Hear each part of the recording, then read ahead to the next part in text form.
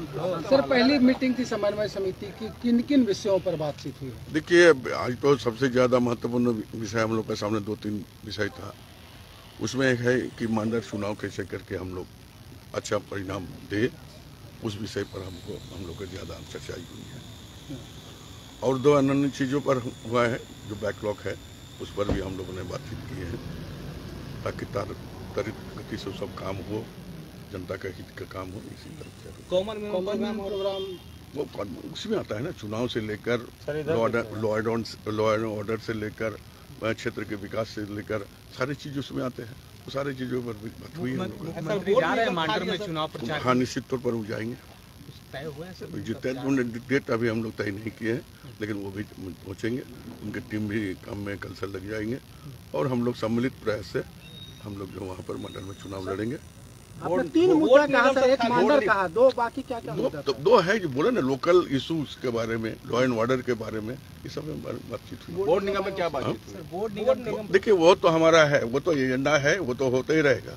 लेकिन हमारा जो मेन मकसद था कि जनता की कमिटमेंट करके जो चीज के लिए आए थे उसके पूरा हो, चाहे मैनिफेस्टो वाला। 1-2 बताइए ना सर। और दूसरा है कि हमारा यहाँ की लॉ एंड ऑर्डर से लेकर हर चीज को, अभी जो हाल में जो घटना घटी है उस पर भी हम लोग चर्चा किए हैं, ताकि यहाँ के माहौल शांत रहे और कैसे हुआ है उसका जानकारी भी ले रहे हैं। और दोषी जो भी रहेंगे, पदाधिकारी भी दोषी रहेंगे, उस पर भी कार्रवाई होगा। अगर आम जनों में से जिस तरह का आक्रोश देखा गया, कोई अगर दोषी होगा उस पर भी कार्रवाई हो गया। अभी आचार संहिता लागू है रांची जिला में, उसको भी हम लोग देख रहे हैं।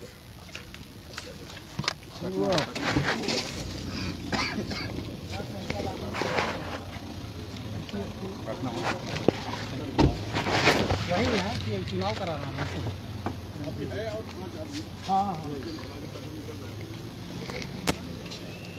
तो ये तस्वीर देख रहे हैं आप, मुख्यमंत्री आवास का है, जहां राज्य समन्वय समिति की पहली बैठक हुई है और मंत्री आलमगीर आलम निकले हैं।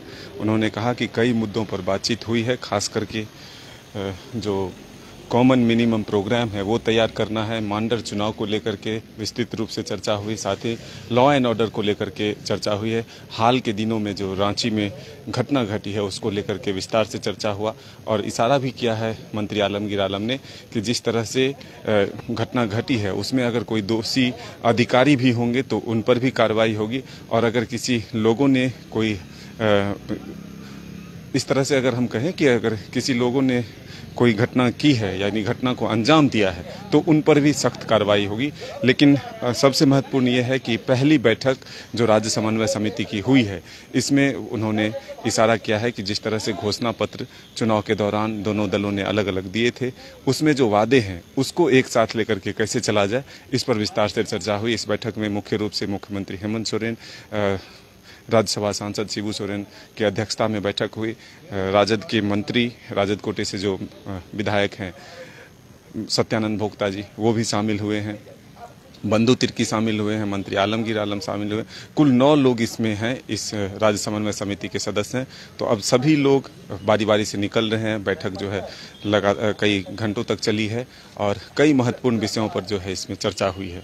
तो फिलहाल आप ये तस्वीर देख रहे हैं मुख्यमंत्री आवास से, जहाँ पर राज्य समन्वय समिति की पहली बैठक हुई और मंत्री आलमगीर आलम ने जो बातें कही है उससे यह स्पष्ट है कि जिस तरह से राज्यसभा चुनाव के दौरान जेएमएम और कांग्रेस के बीच दूरियां बढ़ी थी, उसको पाटने की जो कोशिश हुई, उसके बाद राज्य समन्वय समिति का गठन हुआ और उसके बाद ये पहली बैठक हुई। तो ऐसे में हम कह सकते हैं कि कांग्रेस के जो नाराज विधायक थे, जो मंत्री से जो बातचीत को लेकर के एक यह हुआ था कि सभी विधायक अपने मंत्रियों से बातचीत करेंगे और उसके हिसाब से फिर जो उनकी समस्या है उसको दूर किया जाएगा। तो उसी बीच यह कवायद हुआ कि राज्य समन्वय समिति का गठन किया गया।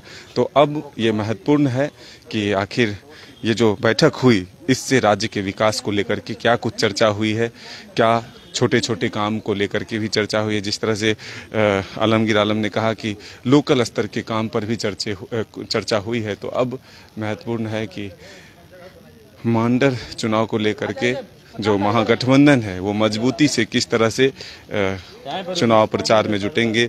मुख्यमंत्री हेमंत सोरेन के बारे में भी कहा उन्होंने कि वो जाएंगे चुनाव प्रचार में।